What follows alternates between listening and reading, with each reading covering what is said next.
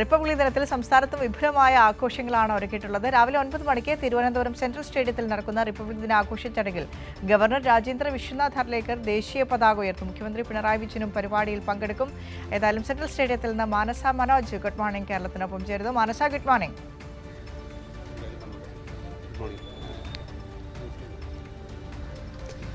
Good morning Vinisha. Central സ്റ്റേഡിയത്തിലാണ് പ്രധാന വേദിയെല്ലാം ഒരുങ്ങിക്കഴിഞ്ഞു. അല്പസമയത്തിനകം ഏകദേശം കൃത്യം 9 മണിയോടുകൂടി തന്നെ ദേശീയ പതാക ഉയർത്തുന്ന ചടങ്ങ് അല്ലേ?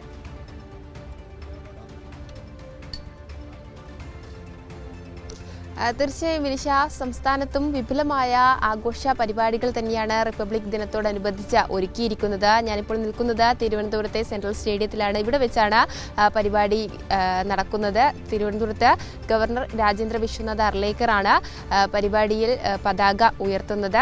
9 മണിയോടെ ഈ പരിപാടി ആരംഭിക്കും. അതായത് ഗവർണർ എത്തിയതിന് ശേഷം 9 മണിക്ക് ഈ സെൻട്രൽ സ്റ്റേഡിയത്തിൽ വെച്ച് പതാക ഉയർത്തും. അതിന് ശേഷം ഇത്തരത്തിൽ, അതായത് റിപ്പബ്ലിക് ഡേ ദിന സന്ദേശ ആയിരിക്കും ഗവർണർ നൽകുക. അതിന് ശേഷമായിരിക്കും ബാക്കിയുള്ള, അതായത് വിവിധ സേനാ വിഭാഗങ്ങളുടെ ഉൾപ്പെടെ പ്ലറ്റൂണുകൾ അണിനിരക്കും. അതോടൊപ്പം തന്നെ ഈ വിഭാഗങ്ങളുടെയൊക്കെയും തന്നെ അഭിവാദ്യം ഗവർണർ സ്വീകരിക്കും. ഈ രാവിലെ 9 മണിക്കാണ് പരിപാടി നടക്കുന്നത്. കൃത്യം 8:45 മുഖ്യമന്ത്രി പിണറായി വിജയനും പരിപാടിയിൽ പങ്കെടുക്കുന്നുണ്ട്.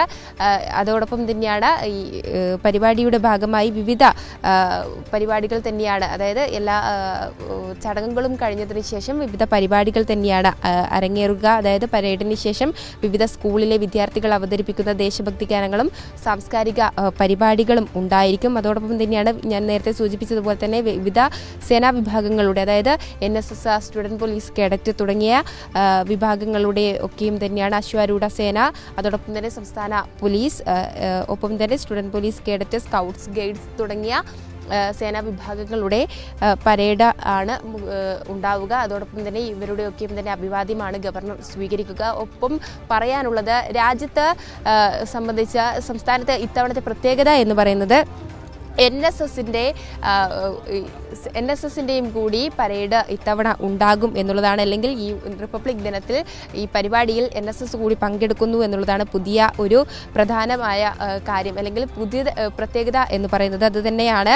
കാരണം ഇത്തരത്തിൽ, അതായത് രാജ്യത്ത് NSS കണ്ടിൻജന്റ് പങ്കെടുക്കുന്നുണ്ടെങ്കിലും സംസ്ഥാനത്ത് ഇതാദ്യമായാണ് NSS ഇതിൻ്റെ ഭാഗമാകുന്നത് എന്നുള്ളതാണ്. ഒരു പ്ലറ്റൂണായി വരുന്നത് എന്നുള്ളതാണ്. 40ഓളം വിദ്യാർത്ഥികളാണ്, അതായത് 20 പെൺകുട്ടികളും 20 ആൺകുട്ടികളും അടങ്ങുന്ന 40ഓളം വിദ്യാർത്ഥികളാണ് പ്ലറ്റൂണിൻ്റെ ഭാഗമാകുന്നത്, അല്ലെങ്കിൽ പരിപാടിയിൽ പങ്കെടുക്കുന്നത് എന്നുള്ളത് തന്നെയാണ്. ഒപ്പം തന്നെയാണ് ഇതിനായി ഇത്തരത്തിൽ വിവിധ യൂണിവേഴ്സിറ്റി, അതായത് കാലിക്കറ്റ്, കേരള മഹാത്മാഗാന്ധി, കണ്ണൂർ യൂണിവേഴ്സിറ്റി, അതോടൊപ്പം തന്നെ APJ Abdul Kalam technological university, IHRD, central university, Aligarh Muslim university centre തുടങ്ങിയ യൂണിവേഴ്സിറ്റിയിലെ വിവിധ വിദ്യാർത്ഥികൾ, അതായത് 40ഓളം വിദ്യാർത്ഥികളാണ് ഇതിനായി പങ്കെടുക്കുന്നത് എന്നുള്ളതാണ്.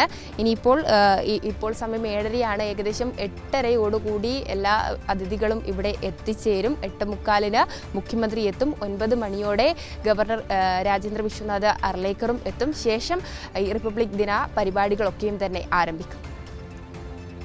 അത് ഏറ്റവും പ്രധാനമായി എടുത്തു പറയേണ്ട കാര്യം തന്നെയാണ് NSSൻ്റെ ഇത്തവണത്തെ സാന്നിധ്യം. നാഷണൽ സർവീസ് സ്കീം വോളണ്ടിയേഴ്സ് കൂടി റിപ്പബ്ലിക് ദിന പരേഡിൽ പങ്കെടുക്കുക എന്ന് പറയുന്നത്. കാരണം NCC, scout and guides, red cross വോളണ്ടിയേഴ്സൊക്കെ സ്വാതന്ത്ര്യദിന പരേഡിലായാലും റിപ്പബ്ലിക് ദിന പരേഡിലായാലും പങ്കെടുത്ത് കാണാറുണ്ട്.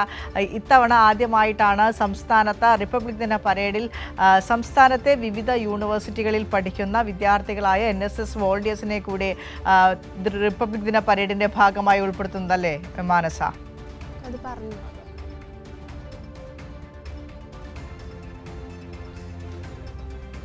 തീർച്ചയായും അത് തന്നെയാണ് വിനിഷ നേരത്തെ സൂചിപ്പിച്ചതുപോലെ തന്നെ. അതായത് രാജ്യത്ത് NSS കണ്ടിജന്റ് ഒരു വിഭാഗമായി പങ്കെടുക്കാറുണ്ടെങ്കിൽ കൂടിയും ഇത് സംസ്ഥാനത്ത് വരുമ്പോൾ ഇത് ആദ്യമായാണ്. ഉന്നത വിദ്യാഭ്യാസ വകുപ്പിൻ്റെയൊക്കെയും തന്നെ നേതൃത്വത്തിലാണ് ഇത്തരത്തിൽ ഒരു, അതായത് ഉന്നത വിദ്യാഭ്യാസ വകുപ്പിനെ പ്രതിനിധാനം ചെയ്താണ് വിവിധ ജില്ലകളിലെ NSS വളണ്ടിയർമാർ ഈ പരേഡിൽ പങ്കെടുക്കുന്നത് എന്നുള്ളത് തന്നെയാണ്. അതിൻ്റെ ഒരു പ്രാധാന്യം കൂടി ഇത്തവണ സംസ്ഥാനത്തെ സംബന്ധിച്ചിടത്തോളം റിപ്പബ്ലിക് ദിനത്തിന് ഉണ്ട് എന്നുള്ളതാണ്. കാരണം ഓരോ പൗരനും അതിൻ്റെ ഭാഗമാവുക, ഓരോ വിഭാഗ സേനയും അതിൻ്റെ ഭാഗമാവുക എന്ന് പറയുന്നത് തീർച്ചയായും അതൊരു അഭിമാനമുള്ള ഒരു നിമിഷം തന്നെയാണ്. അതുകൊണ്ട് തന്നെ നമുക്ക് ആ കുട്ടികളെയൊക്കെയും തന്നെ അല്പസമയത്തിനകം, അതായത് ഈ പരിപാടി കഴിഞ്ഞതിന് ശേഷം കാണാൻ സാധിക്കുമെന്ന് തന്നെയാണ്. വിവിധ യൂണിവേഴ്സിറ്റികളിൽ നിന്നായി വരുന്ന 40 പേരായതുകൊണ്ട് തന്നെ അതിൽ 20 ആൺകുട്ടികളും 20 പെൺകുട്ടികളും തന്നെയാണ് പങ്കെടുക്കുന്നത്. അതുകൊണ്ട് തന്നെയാണ് ഇത്തരത്തിൽ, അതായത് ഞാൻ നേരത്തെ സൂചിപ്പിച്ചതുപോലെ തന്നെ ഡൽഹിയിലെ റിപ്പബ്ലിക് ദിന പരേഡിൽ ഒരു കണ്ടിജൻ്റായി NSS കണ്ടിജൻ്റ് പങ്കെടുക്കുന്നുണ്ടെങ്കിലും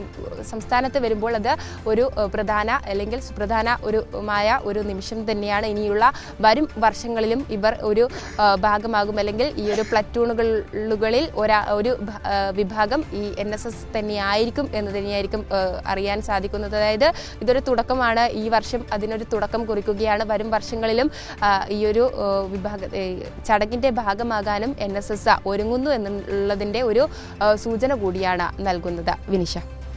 ശരി, മാനസ മനോജാണ് തലസ്ഥാന നഗരിയിൽ സെൻട്രൽ സ്റ്റേഡിയത്തിൽ നടക്കാൻ പോകുന്ന റിപ്പബ്ലിക് ദിനാഘോഷ ചടങ്ങുകളുടെ വിശദമായ സമഗ്രമായ റിപ്പോർട്ട് തന്നെ നമുക്ക് നൽകിയത്. ഏതായാലും നിയമസഭാ സമുച്ചയത്തിൽ സ്പീക്കർ AN ഷംസീറാണ് ദേശീയ പതാക ഉയർത്താൻ പോകുന്നത്. അത്തരത്തിൽ സംസ്ഥാനത്ത് ജില്ലാ കേന്ദ്രങ്ങൾ കേന്ദ്രീകരിച്ച വിപുലമായ ആഘോഷ ചടങ്ങുകൾ തന്നെയാണ് ഒരുക്കിയിട്ടുള്ളത്.